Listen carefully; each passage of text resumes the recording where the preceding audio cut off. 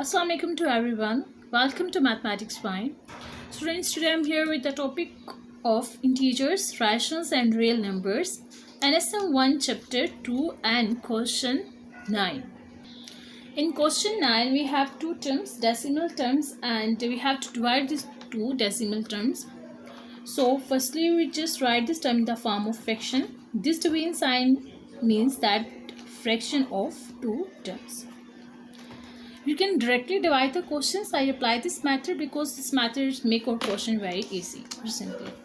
So look at the question that first of all we solve the denominator. In the denominator we have only one term after this point. So we shift this point after the term. How many terms we jump? Just only one term. So same in the numerator. Or point will be shifted after or jump after one term, because we just jump one term after in the denominator. Same is that we'll jump only one term in the numerator. So new term will be like, okay, I am shifting my point as one term after jump my point after the one term, so there is no need to write on 0 in this case. Or next new term will be 8.1. So if you want to write, so you can write 8.1. So 0 in the start, there is no need to write that 0. So we write down as 8.1. And why we are shifting only one, or we are jump or point after one term? Because in the denominator we have only one term after the decimal point. So in the denominator there will be only 3, because when we shift our point, so it will be like 3 point. So there is no need to mention the point at the end, so there is also no need to mention 0 in the start. So what will we get? 3. Now we divide 8.1 with 3. 8.1 by 3. 3 2s are 6. So minus 6 from 8 we get 2, and shift this one downward.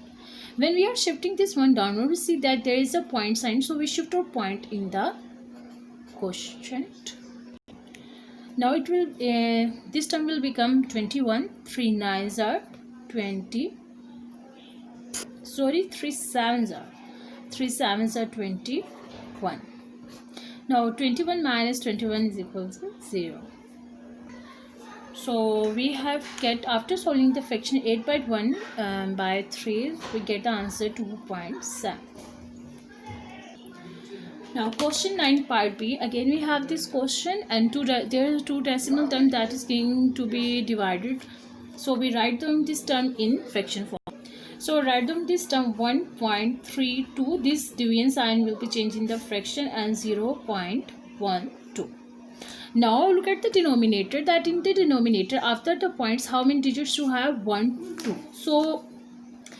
So after the decimal point we have two terms, 1 2, or point will be shifted after 2 digits. So same in the numerator, jump your point after the 2 digits.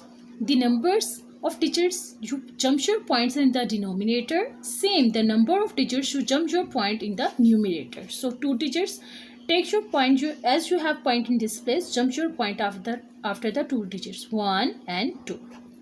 So next, in the next term we have 1 3 2. As your point is shifted here, so there is no need to write down point at the end.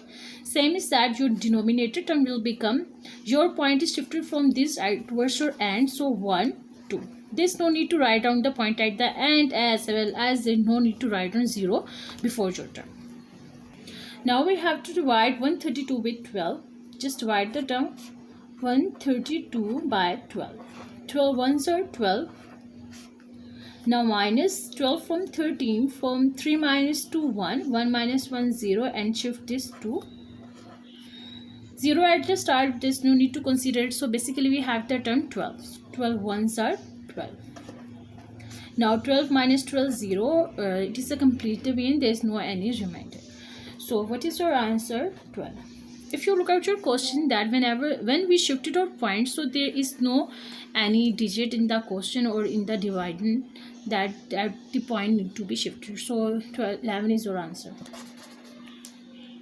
Question 9 part C, we just write on this term in the form of fraction. 3.426 divided by 0.06.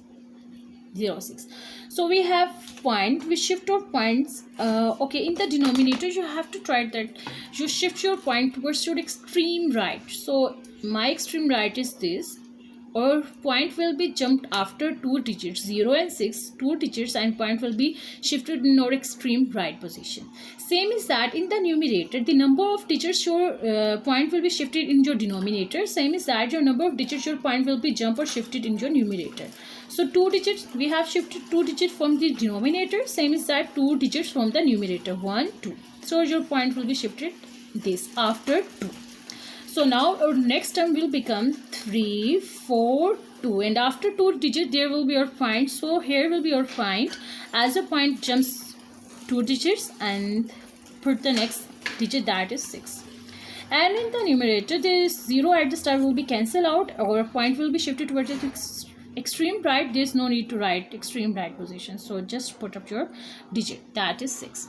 Now divide 3, 4, 2.6 with 6.